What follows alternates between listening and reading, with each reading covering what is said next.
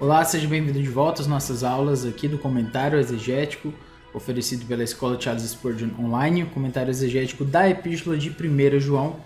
Estamos aqui na nossa terceira aula, em que estamos tratando então sobre o versículo 1 aqui da Epístola de 1 João no capítulo 2 já. Estamos tratando sobre as reivindicações de que se conhece a Deus sendo testadas pelas atitudes em relação ao pecado. Versículo 1, filhinhos meus, estas coisas vos escrevo para que não pequeis. Se todavia alguém pecar, temos advogado junto ao Pai, Jesus Cristo, o justo. E na última aula nós falamos sobre a expressão tecnia, certo? Que foi exatamente mostrando que é uma expressão de um diminutivo, tecniemo, meus filhinhos, especificamente mostrando uma afeição, cuidado, uma paternidade espiritual nesse sentido de João para com aqueles a quem ele escreve. Agora nós vamos nos focalizar no restante da expressão, né, no restante aqui desta seção, tauta grafo, né, estas coisas, começando aqui com o tauta, certo? O estas coisas.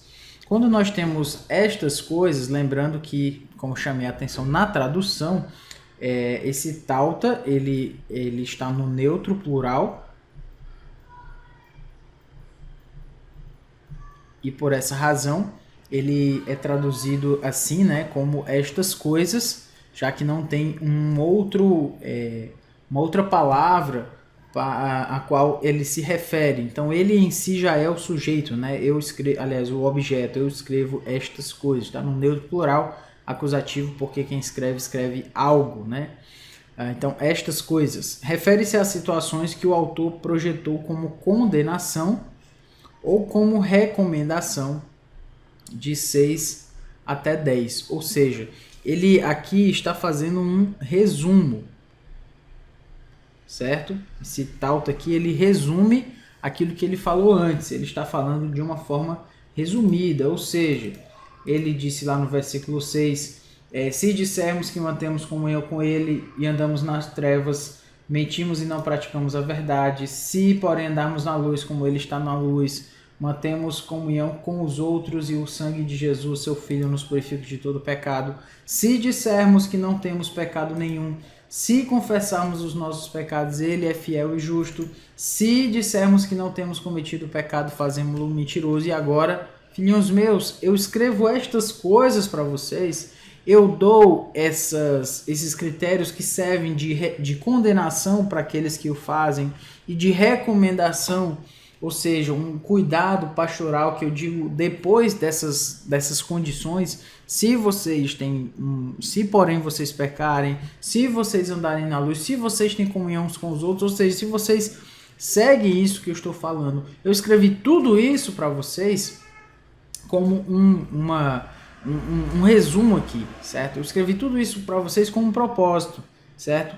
Ele entende que essas afirmações que ele colocou de não levar a sério ao pecado e de se alguém não leva a sério o pecado, essa pessoa não tem comunhão com Deus, não conhece a Deus, mas se tal pessoa quer andar na luz, tem comunhão com as pessoas, tem comunhão com Deus, olha, tudo isso que eu falei é suficiente para que vocês não pequem, me hamartete, para que os leitores parem de pecar. Ou seja, ele está se referindo a aquilo que ele escreveu com estas coisas e dizendo que estas coisas, esse resumo aqui do versículo 6 ao versículo 10 seria suficiente para ter uma razão para que essas pessoas parem de pecar. Eu escrevo tudo isso, estas coisas, para que não pequeis. O texto prossegue aqui quando ele diz grafo, escrevo, né? Primeira pessoa do singular, grafo no presente, grafo, grafia, gráfica, lembra sempre de que tem a ver com escrita. Até agora é interessante a gente notar que ele está na primeira pessoa do singular. Por quê? Porque até agora ele estava se referindo a si mesmo como uma primeira pessoa do plural, como nós. Agora ele usa a primeira pessoa do singular, eu, certo? É a ideia de eu. Como assim, professor? Se você tem acompanhado aqui desde o início, eu tenho chamado várias vezes a atenção para uma terminação verbal que tem sido comum por versículo após versículo. A terminação verbal que eu tenho chamado, para a qual eu tenho chamado a atenção é a terminação omen, que inclusive está aqui nesse versículo também. Omen, erromen, temos. Só que até agora ele estava usando omen, temos visto, temos ouvido, etc. E somente agora ele vai utilizar a primeira pessoa do singular, grafo. Estas coisas vos escrevo. Eu escrevo para vocês. Eu escrevo para vocês. Ou seja, agora, lembra que eu falei que o tecnia, ou seja, o filhinhos meus, ele dá uma tonalidade mais pastoral, mais pessoal, e aqui é uma prova disso. Aqui ele chama-se para a primeira pessoa, como se ele se colocasse diretamente na situação. Eu escrevo para vocês, meus irmãos. Eu escrevo para vocês, meus filhinhos. Sou eu. Eu, aquele que ensinou para vocês. Eu, aquele que falou do evangelho para vocês desde o início. Eu, que estive com vocês. É como se ele dissesse isso. Eu. Esse elemento pessoal, a partir da primeira pessoa do singular, é muito importante ser colocado aqui e ser notada, porque havia um padrão, certo? De primeira pessoa. Até agora ele estava usando a primeira pessoa do plural. E esse padrão foi quebrado com uma primeira pessoa do singular. Certo? Com o eu, o nós foi quebrado pelo eu. Então, não é à toa que isso acontece. Às vezes são coisas pequenas como essas que fazem diferença na nossa compreensão, na nossa análise do texto, certo? Inclusive é uma compreensão que você poderia ter mesmo sem saber grego, porque se você não soubesse grego, você saberia português e só saberia que sabemos é diferente de escrevo, no ponto de que sabemos é plural, primeira pessoa do plural, e escrevo é primeira pessoa do singular. Mas o grego ele acaba deixando isso ainda mais claro para a gente, já que a gente está tratando com o texto original sem traduções, né? A gente consegue ver o texto original dessa forma. Enfim, só um toque de como isso gera mais, eu vou usar essa palavra aqui, mais pessoalidade. Esse primeira pessoa aqui do singular dá mais pessoalidade àquilo que João escreve, juntamente com o diminutivo aqui, tecnia, né? Filhinhos, eu vos escrevo. Então não é mais aquele plural, colocando mais pessoas que foram testemunhas e tal. Agora ele chama para si a responsabilidade, se coloca dentro desse cenário aí como aquele de fato que esteve lá com eles, etc. Bom, estas coisas vos escrevo para que não pequeis, né? A gente falou do hamartete, só lembrando aí que esse hamartete, para que não pequeis, ele está chamando a atenção aí, como falei, né? Eu acho que é como se ele dissesse, aquilo que eu já escrevi é o suficiente para vocês pararem de pecar. A realidade de pessoas que não seguem a Deus, não conhecerem a Deus, andarem nas trevas, e a realidade de que nós temos um caminho aí a seguir, caso nós conhecermos a Deus, nós temos comunhão com os irmãos, etc. Então, eu acho que isso é suficiente para vocês não pecarem, certo? A verdade do Evangelho, ela é feita para que nós não pequemos. É muito interessante, ele poderia dizer, eu escrevo essa verdade para vocês ficarem melhor informados, eu escrevo essas verdades para vocês conhecerem mais a Deus. De fato, a gente tem que conhecer mais a Deus, mas eu escrevo essas verdades para vocês ficarem melhor conhecedores da palavra. Mas ao invés de tudo isso, ele diz para que vocês não pequem. As verdades que ele escreve, a teologia que ele entrega para esses irmãos, uma teologia bem prática, é para que eles não pequem. A teologia tem que servir para a santidade. Ela não pode servir somente para o nosso conhecimento, para o nosso entendimento. A teologia serve para a vida de santidade, para uma vida de piedade, para que não pequeis. Alguém que estuda a teologia, estuda a mensagem do Evangelho, deve ser alguém que se preocupa com a vida espiritual sua mesma e dos irmãos a quem ele ministra.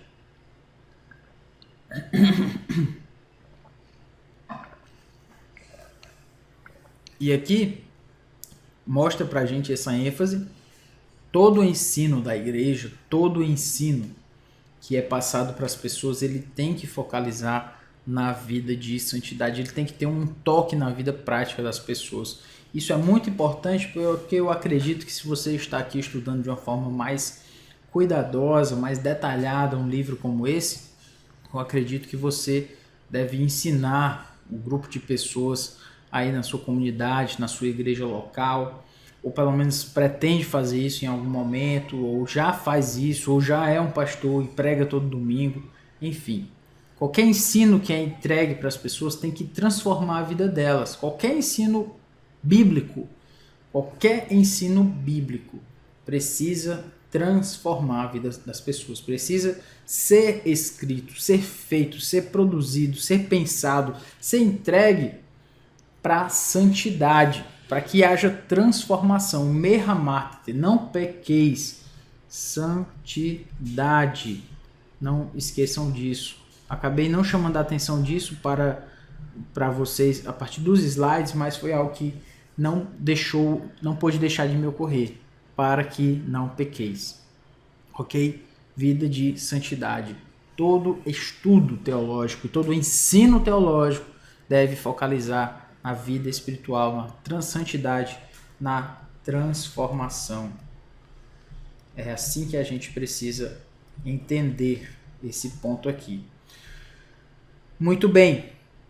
Se todavia alguém pecar, kai ean tis hamartei. Se todavia alguém pecar. Eu já chamei um pouco a atenção para isso, mas já vale a pena a gente retomar aqui. Aqui tem uma possibilidade do mundo real. Como assim, professor? Uma possibilidade do mundo real? João não vive num mundo cor-de-rosa, certo? João não vive num mundo da fantasia. João escreve a pessoas reais, pessoas como nós, de carne e osso, pessoas reais que não têm sangue de barata, como se costuma dizer, né? Pessoas reais que vivem a sua vida em que se pode encontrar conflito dentro da família, dentro dos lares, dentro dos meios de trabalho, dentro de onde as pessoas se relacionam. Onde elas estiverem, vai haver conflito, vai haver pecado. Onde elas passarem, vai haver tentação. O mundo de hoje, ele jaz no maligno, e o mundo daquela época também jazia já no maligno. Então, João não escreve a pessoas fictícias, ele não entrega a sua teologia de uma torre de marfim distante das pessoas a quem ele ministra. João escreve para pessoas reais e escreve para a santidade, para a transformação delas, e diz: se todavia alguém pecar, ou seja, isso vai acontecer. É uma possibilidade, esse mundo é esse. O mundo daquela época jazia no maligno, ou seja, pecado existe, a tentação existe, vai dar errado alguma coisa aí, vocês vão pecar. É que eu estou mandando não, eu quero que vocês não pequem, mas isso vai acontecer. Então ele puxa essa realidade. Então, isso não é um faz de conta. Até porque os divisionistas já viviam um faz de conta. Qual era o faz de conta dos divisionistas? Eu não tenho pecado. Eu não tenho cometido pecado. Eu não vivo esse mundo aí de pecado. Ora, se você diz que não tem pecado, você não conhece a Deus. Eles vão pecar. Isso vai acontecer. Algumas vezes as pessoas querem viver a vida cristã quase como se fosse de uma forma meio ilusória, certo? Uma forma um pouco distante da realidade. Mas a vida cristã é vivida aqui na terra, debaixo do sol. É difícil, é doloroso. Alguém vai pecar. Não adianta. a gente criar expectativas muito grandes sobre nós mesmos e sobre as outras pessoas. Esse texto aqui mostra pra gente algo importante sobre expectativa. Expectativa. Não se pode dizer que não se tem pecado, mas também não se pode dizer que o pecado é algo normal demais na vida do cristão. Se ele pecar, vai acontecer. Não pode se dizer que não tem pecado, mas se o pecado acontecer, tem que ser feita alguma coisa. Não pode dizer assim simplesmente aquela frase, maldita frase, né? Errar é humano. Olha, eu tenho dificuldades com essa frase aí, mas uma delas é que errar não é humano. Errar é algo de pecador. Porque quando o homem foi criado, ele não foi criado para pecar, para errar. Jesus não errou e ele era mais humano do que nós. Mas enfim, a gente pode falar sobre isso em outra circunstância. Mas é interessante que se todavia alguém pecar, kai antis hamartei, fala de expectativa. Isso vai acontecer. E a gente cria às vezes uma expectativa muito grande sobre nós mesmos e sobre as outras pessoas, inclusive. A gente vai para a igreja, às vezes a gente vai para um retiro, para uma reunião da igreja que foi mais assim, que você percebeu mais a presença de Deus. Deus sempre esteve ali, mas foi um dia que você estava mais próximo, mais conectado com Deus de alguma forma. E foram vários dias, de repente, aquilo, né, criou em você um sentimento de espiritualidade. E graças a Deus por isso, existem momentos para isso. E precisamos disso realmente, uma dose de palavra de Deus, de uma dose de aconselhamento espiritual, de uma dose de vida cristã ali derramada sobre nós. Nós precisamos disso. Mas depois que a gente sai desses lugares, dessas circunstâncias, você vai pecar. É uma realidade. Não saia desses lugares, coloca, não, agora eu vou viver uma vida espiritual que eu sempre quis, orar todos os dias, 2 horas, e ler a palavra de Deus e tudo, e você coloca às vezes sobre si uma expectativa quase de quem diz, como os divisionistas, eu não tenho pecado. Mas o ponto é que você tem pecado. Mas você não pode colocar uma expectativa grande demais sobre você e até sobre outras pessoas. Às vezes a gente quer a transformação de outras pessoas e a gente cria uma expectativa sobre elas, de que elas sejam transformadas rapidamente. E a gente lembra do texto de Filipenses, né? Aquele que começou a boa obra há de completá-la até o dia de Cristo Jesus. Deus tem trabalhado na vida das pessoas e na sua vida. Vai ser concluída essa obra aí. Mas a gente não pode criar uma expectativa de que o dia de Cristo Jesus, que é quando Deus vai terminar a sua obra, é amanhã. Não podemos fazer assim. Não podemos crer que Deus vai nos transformar de uma hora para outra e criar uma expectativa quase de super espiritual. Às vezes eu acho que alguns cultos são feitos para que as pessoas se sintam super crentes, super espirituais. E às vezes vai gerando alguns cultos, né? Vão gerando nas pessoas. Eu lembro de uma vez de ter ouvido de alguém, não, mas eu fui para aquele culto, parece que eu estava mais perto de Deus e tal e tal. Mas depois que ele saiu, aquilo meio que se esvaiu. É uma alta expectativa. João não lida com essa altíssima expectativa sobre a vida das pessoas, não. Ele quer que as pessoas não pequem, mas se todavia alguém pecar, mundo real, sem muita expectativa sobre as pessoas, porque isso não faz muito sentido. Mundo real, vida real, na vida real, as pessoas pecam. Você não pode dizer que não tem pecado. Mas se todavia alguém pecar, ou seja, isso vai acontecer. E o que eu faço nessa condição, apóstolo João? Me ajude a entender. E aí ele diz pra gente, Parácleton erromen proston patera. Advogado temos, né? Parácleton é a palavra, né? Parácleton, que vem da palavra parácletos, que tem um sigma no final no seu nominativo. Parácletos. Erromen pros ton pater. Temos advogado junto ao Pai. A gente pode estudar um pouco sobre essa expressão, a gente vai fazer isso agora. E é bom perceber inicialmente que esse verbo aí vem do grego paraklein, certo? Esse verbo ele significava dar ajuda a alguém, e ela é uma palavra correspondente do latim, que significa advocare, certo? Então, lembrando aqui, vamos parar aqui e pensar sobre essa palavra. A palavra parácletos é uma palavra muito estudada no Novo Testamento, porque é uma palavra que não aparece tantas vezes no Novo Testamento. E quando ela aparece, ela não aparece de uma forma homogênea. Alguma vez ela significa uma coisa, outra vez ela significa outra. E a gente precisa entender aí o que é que significa isso, certo? O que é que significa esse parácletos. Mas basicamente a gente precisa lembrar o seguinte: ela só aparece, olha aqui quantas vezes ela aparece. Ela aparece aqui em João, certo? Aqui em 1 João, 4 vezes no Evangelho de João. Pronto, é quando ela aparece, certo?